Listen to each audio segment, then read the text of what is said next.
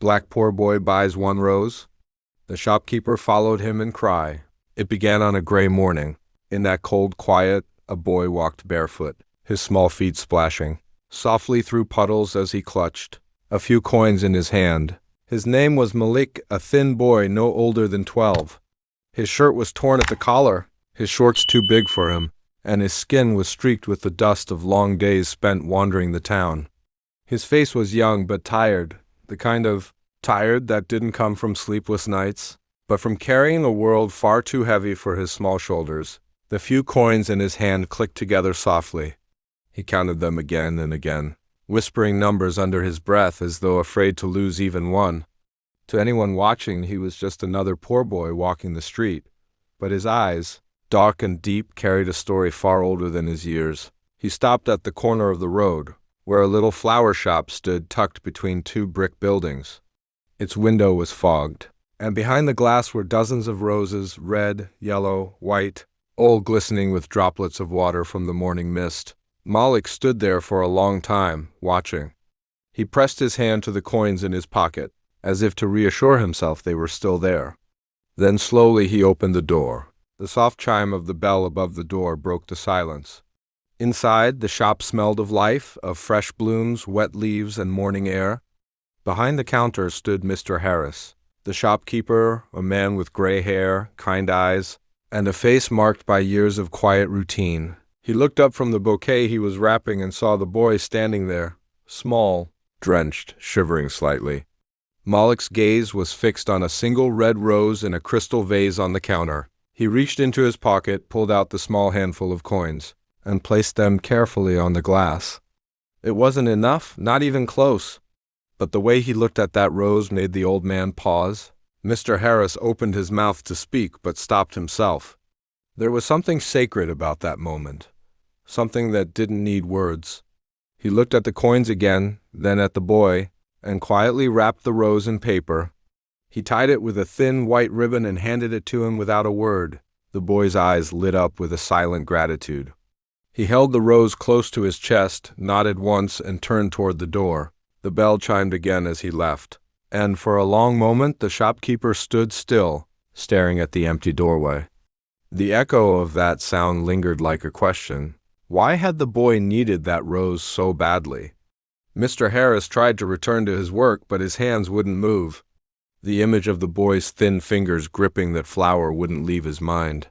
Something inside him stirred, an ache he hadn't felt in years. He sighed, wiped his hands, and looked out the window. The boy was already halfway down the street, walking through puddles, careful not to let the rose get wet. Without quite realizing why, the shopkeeper reached for his coat, grabbed his umbrella, and stepped outside. The street was quiet. Only the sound of rainwater, dripping from the rooftops, and the faint hum of a distant car filled the air. The boy walked fast, his head bent forward, one hand shielding the flower. Mr. Harris followed from a distance, keeping just far enough not to be seen. They walked past the bakery, past the old cinema that hadn't opened in years, and down the narrow road that led out of the town. The boy never looked back. His steps were steady, purposeful, as though he knew exactly where he was going. After nearly 20 minutes, the buildings gave way to open fields. The path grew muddy, and the smell of wet grass filled the air. Ahead, through the mist, stood a small iron gate, the entrance to the graveyard. Mr. Harris slowed his pace. His breath caught in his throat. The boy pushed the gate open and stepped inside. Rows of headstones stretched out before him, some new, others worn and weathered by years of rain. Malik walked quietly between them until he reached a small grave near the back. He knelt down. The paper around the rose grew damp in the rain, but he didn't care. He unwrapped it carefully and laid it on the earth above the headstone. Mr. Harris stood at the edge of the path, frozen. From where he stood, he could barely read the name carved into the stone. Amara Jones. The boy stayed there in silence. He wasn't crying, at least not in the way people usually did. He simply sat with his head bowed, his small hand resting on the ground as if trying to touch someone buried beneath it. The world around him seemed to fade, no sound, no movement, only stillness and grief. The old man's heart ached.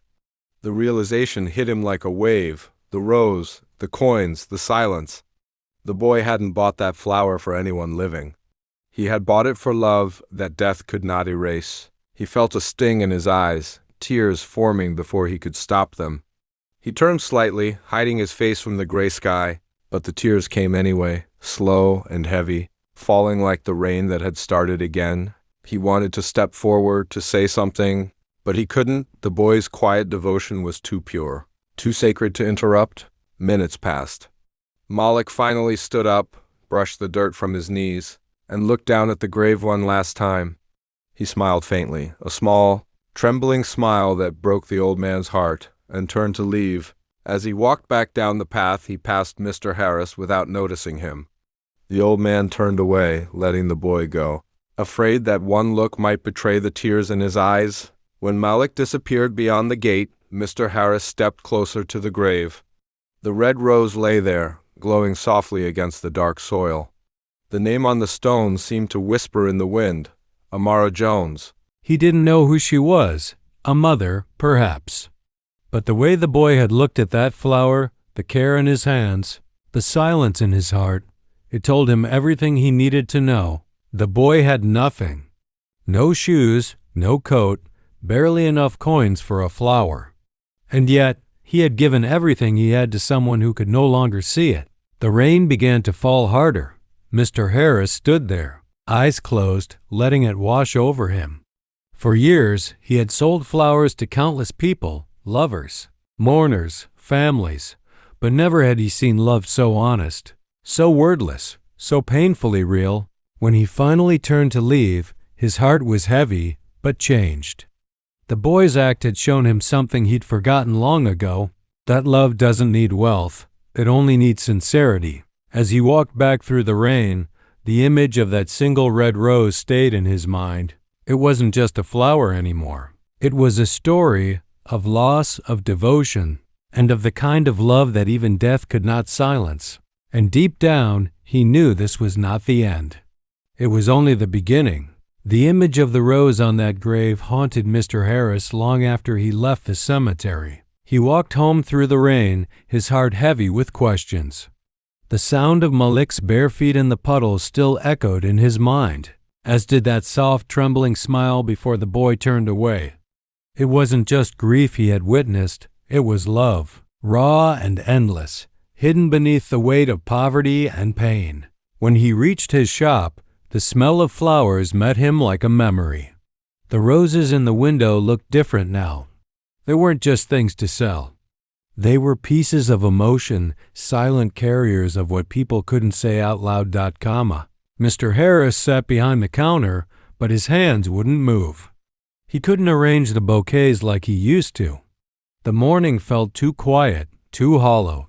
He kept replaying the moment, the coins, the boy's small fingers clutching that rose, and the way the rain had seemed to fall in rhythm with his heartbreak. He had seen the boy twice now, once at the counter, once at the grave, and yet he felt as if he had known him for years. There was something familiar in that kind of love, something that echoed a wound of his own. That night, he couldn't sleep. He lay awake in the dim glow of his lamp, thinking of the boy's mother, Amara Jones. The name echoed in his mind, gentle yet heavy. Who was she? What kind of woman had raised a boy who loved with such quiet strength? As the clock struck midnight, Mr. Harris made a decision. He would find the boy again. The next morning came cold and gray, with mist curling low over the streets. Mr. Harris closed the shop early, locked the door, and set out toward the poorer side of town, the part most people avoided, where the buildings leaned tiredly against one another, and the air smelled faintly of smoke and dampness. He walked slowly, asking a few people if they had seen a barefoot boy with dark eyes and dusty clothes. Most shook their heads, some didn't answer, but one woman, old, frail, and kind, paused when she heard the description. "You mean Malik," she said softly. "He lives alone now. Poor child lost his mother last year. No one knows what happened to his father." Mr. Harris's chest tightened. The words struck him with quiet force. The boy had lost his mother. The rose was for her. Where does he live?" The shopkeeper asked gently. The woman pointed down the narrow road, toward an alley half hidden by broken fences and trash bins. "End of that lane. A little wooden shack near the wall. He keeps to himself, that one." Mr. Harris thanked her and followed the direction. The alley was narrow, barely wide enough for two people to pass. It smelled of rain-soaked earth and the faint scent of burnt bread from a nearby bakery. At the very end, he saw it, a small shack made of wood and old tin sheets, patched with pieces of cloth to keep the wind out. Through a small gap in the door, he saw a flicker of candlelight. He stepped closer and peered inside. Malik was there, sitting on the floor, cross-legged, a notebook open in his lap. The candlelight danced across his face, highlighting the exhaustion in his eyes, the dirt on his cheeks, and the quiet focus in his expression. He wasn't resting. He was drawing. The notebook was filled with rough sketches, flowers, graves, clouds, faces. They weren't perfect, but they carried emotion. They were filled with love. And on one page, he had drawn a woman, smiling, gentle, her hand resting on his head. Amara Jones. The sight broke Mr. Harris. He turned slightly, his throat tight, his eyes wet. The boy wasn't sleeping. He was talking to her in the only way he knew, through his drawings, his roses, his silence. The candle flickered. The boy looked up for a moment, staring at the wall, and whispered something the old man couldn't hear. Then he smiled faintly, the same fragile smile from the cemetery, and went back to drawing. Mr. Harris stepped back quietly, his heart heavy and full at once. He had seen enough. He didn't want to frighten the boy. He only wanted to help, somehow. The next day, Malik came back to the shop. He was barefoot again, his clothes even more worn than before, but his eyes carried the same unshakable calm. He placed a few coins, even fewer than last time, on the counter and pointed to another single rose. Mr. Harris hesitated. He wanted to say something, to tell the boy he didn't need to pay, but he stopped himself. He realized that buying the rose was part of the boy's love, a ritual, a promise, a way of giving that meant something deeper than money. So he wrapped the rose gently, tied it with the same white ribbon, and handed it over. The boy nodded, smiled, and left. But that day, the shopkeeper didn't follow him. He just stood by the window, watching as the boy disappeared again down the road. Something in him had changed. Malik wasn't just a customer now, he was a reminder. A living echo of love's purest form. That night, Mr. Harris did something he hadn't done in years. He cooked a small meal, soup, bread, and a bit of fruit. Then he packed it in a box, wrapped it with care, and walked back to the alley where Malik lived. The moon hung low, silver, and cold, lighting the narrow lane in quiet shadows. He found the shack easily. The door was slightly open. He could hear the boy's soft breathing from inside, tired, peaceful, unaware. Mr. Harris placed the box quietly by the door and left. He came again the next night, and the one after that, each time leaving something small. Sometimes food, sometimes a blanket, never revealing who it came from, and every morning he'd see the box gone. The boy never asked, never looked for who had left it.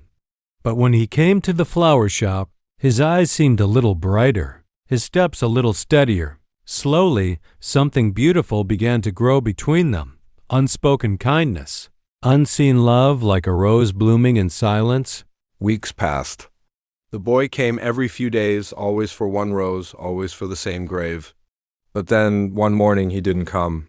The day passed quietly, the air heavy with waiting. The next day, still nothing. And the third day, the shop felt emptier than it had in years. Worried, Mr. Harris set out toward the graveyard. The ground was wet from last night's storm, and the wind carried the faint scent of earth and roses. When he reached Amara Jones's grave, he stopped. There, lying on the ground, were two roses instead of one fresh, red, still wet with rain.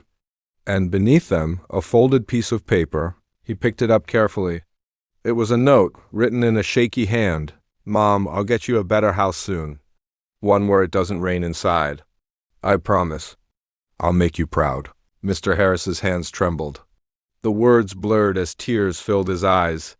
He pressed the note to his chest, overwhelmed by the purity of that dream, a child with nothing, still promising the world to someone who could no longer answer. He stood there a long time, letting the wind move gently through his coat.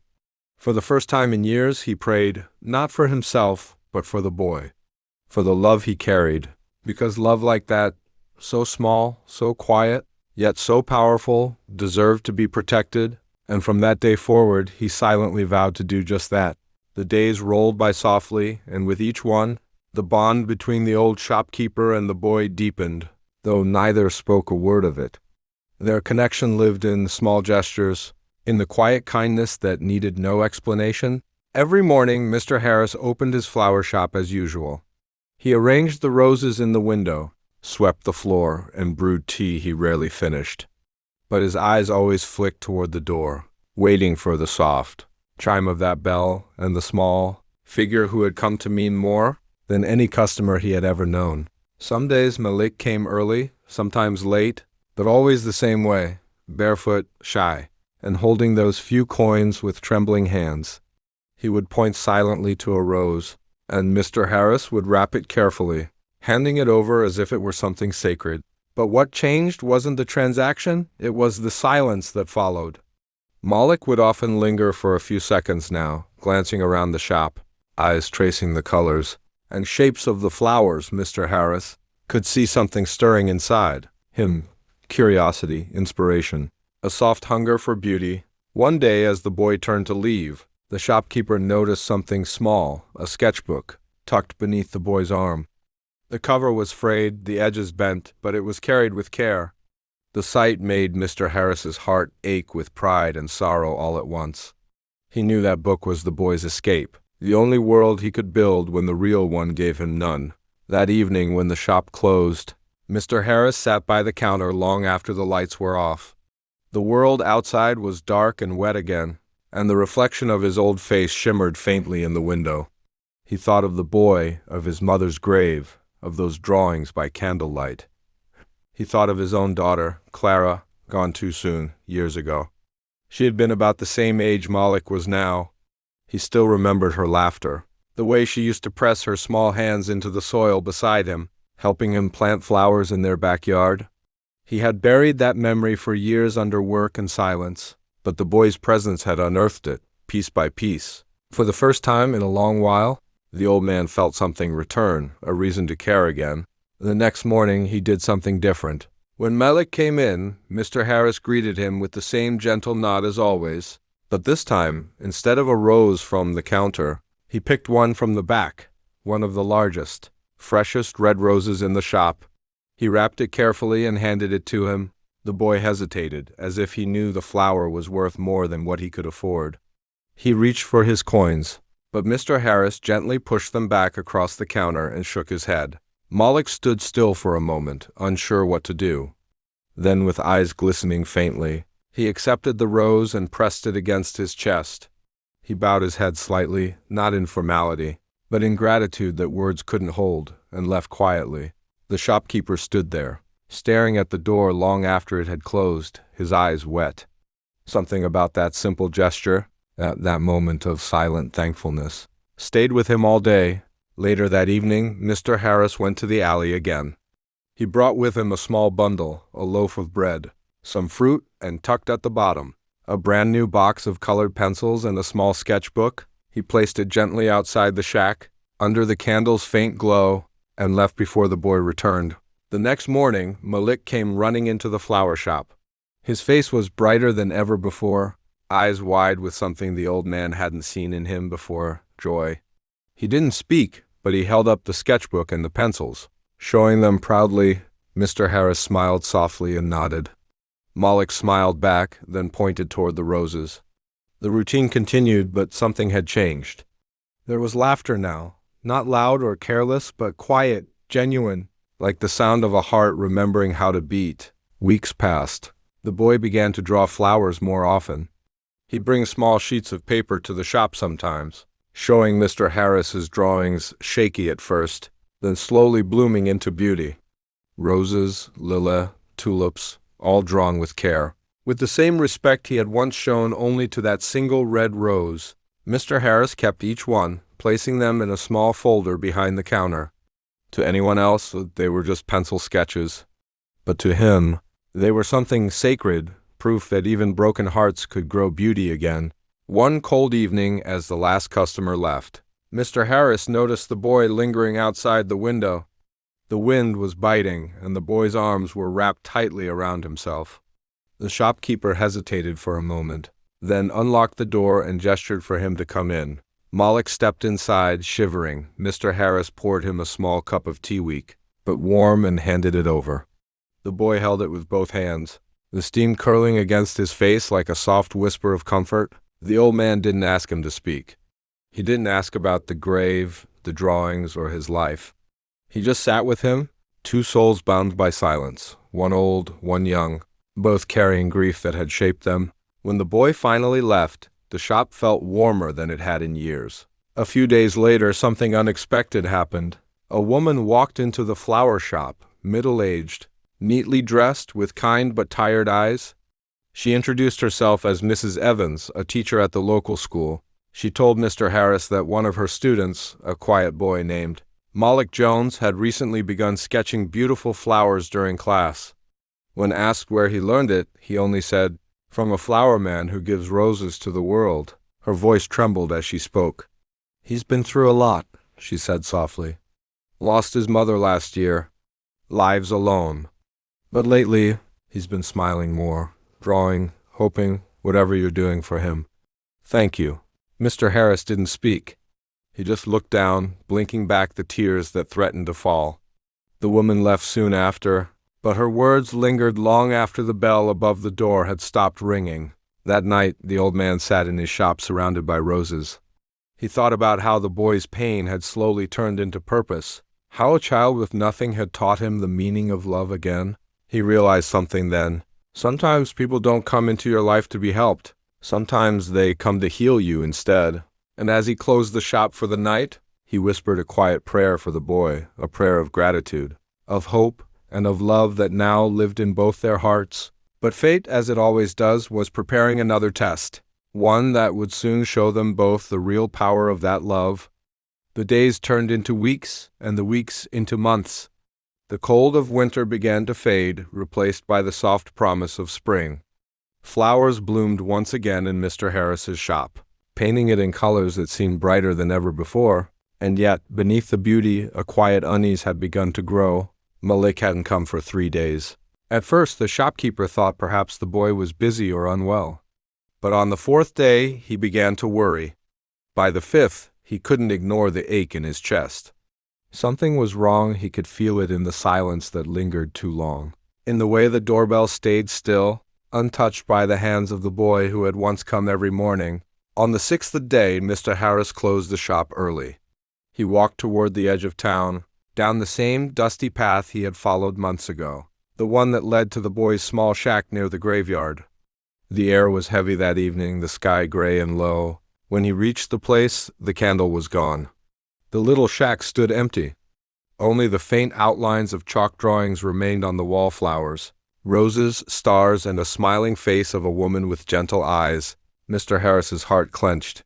He called softly into the quiet, but there was no answer. Only the wind replied, moving through the broken wood like a sigh. He stood there for a long time, his old hands trembling, the weight of loss pressing. On him again the same cold feeling he had known when he lost his own daughter. And then, just as he turned to leave, he saw something, a small folded piece of paper, resting beside the spot where the candle used to burn. He picked it up carefully. The paper was fragile, but inside it was a drawing, a red rose, perfectly shaded, with 2 words written beneath it in shaky handwriting. "Thank you." Tears blurred his vision as he clutched the drawing to his chest. He stayed there until the stars came out, whispering a prayer for the boy he had come to love like a son. The next morning, he went to the town's small hospital to ask if anyone had seen a boy named Malik. The nurse at the counter looked at him gently and nodded. She said the boy had been brought in 3 nights ago, cold, weak, and malnourished. Mr. Harris felt his heart drop. He rushed down the hallway, past the white walls and quiet rooms, until he reached a small bed near the window. There he was, the same boy, smaller than ever, lying still beneath a thin blanket. The old man sat beside him, tears running freely now. He took Malik's hand into his. It was fragile, cold, but still alive. He stayed with him through the night, whispering softly into the silence. Though Malik never opened his eyes, his breathing grew calm, as if he knew that the man beside him wasn't just a stranger, but the only family he had left. When dawn came, the first rays of sunlight touched the window. Malik's hand moved slightly, his fingers brushing against the old man's. Then, slowly, his lips curved into the faintest smile, and he was gone. The room felt painfully still. Mr. Harris sat there for a long time, his hand still holding the boy's. There were no words left, only the heavy sound of a heart breaking quietly. But as the morning light spread across the floor, he noticed something beside the bed, a small bundle wrapped in cloth. Inside it was a single rose, not fresh, but pressed carefully between the pages of a notebook. The last gift the boy had ever bought, a rose for his mother, and maybe, in some small way, for him too. A few days later, the town gathered at the cemetery. The sky was gray, the air cold. The people came quietly, the teacher, Mrs. Evans, some neighbors, and at the very front Mr. Harris. He held a bouquet of roses, the same kind Malik used to buy. As the priest spoke softly, Mr. Harris knelt by the small grave, his hands shaking as he placed the flowers down. He whispered something only the wind could hear. A goodbye, a promise, and then he stood there for a long time, until the last of the crowd left, until the only sound was the rustling of leaves and the distant hum of life continuing. Somewhere beyond the walls of sorrow, when he finally turned to leave, he looked up and noticed the grave beside. Malik's mother's. Someone had placed a new wooden cross there. On it, carved in careful letters, were two names: Malik Jones, beloved son, dreamer and artist. Mr. Harris felt his knees weaken. He reached out and traced the carved letters with trembling fingers, whispering through tears, "You were never poor, my boy. You were rich in love." That evening he went back to his flower shop. The air inside felt different now, quieter, heavier, but somehow also full of meaning. He went to the counter, pulled out the folder of drawings Malik had made, and spread them out across the table. Roses, lilac, sunsets, smiling faces, all drawn by hands that had known hardship but still reached for beauty. Mr. Harris looked at them for a long time, then took one, the drawing of the rose, with the words, "Thank you." He framed it and placed it by the window, right beside the flowers. From that day forward, he changed the name of his shop. The old wooden sign that once read Harris Flowers was replaced with a new one, painted in soft red letters, Malik's Roses. Underneath, a small note was carved into the wood. "Every rose here carries a story of love." Word spread quickly around town. People began coming not just to buy flowers, but to hear the story about the boy who used to buy one rose with a handful of coins, and the shopkeeper who followed him to a graveyard and found a lifetime of love. The story touched hearts everywhere. Some left with tears, others with smiles. And every time someone asked, "Who was he?" Mr. Harris would point to the framed drawing in the window and simply say, "He was the boy who taught me what love really means." Years later, when Mr. Harris grew old, and his hands began to tremble too much to tie the ribbons around the flowers, he trained a young girl from the neighborhood to run the shop. Before he left it to her, he gave her the same framed drawing of the rose. He told her, "Never forget, behind every rose there's a story. And behind every story, a heart that once loved deeply." And so, the legacy of a poor boy named Malik lived on, not in wealth, not in fame, but in every flower that bloomed under his name. Every rose sold carried a part of him, a whisper of his love, a reminder that kindness and memory can outlive even the hardest lives. And sometimes, when the wind blew through the shop and the roses swayed gently, it almost felt as if a small boy's laughter was still there, soft, distant, eternal, a rose bought with love, a tear shed with meaning, a story that would never die.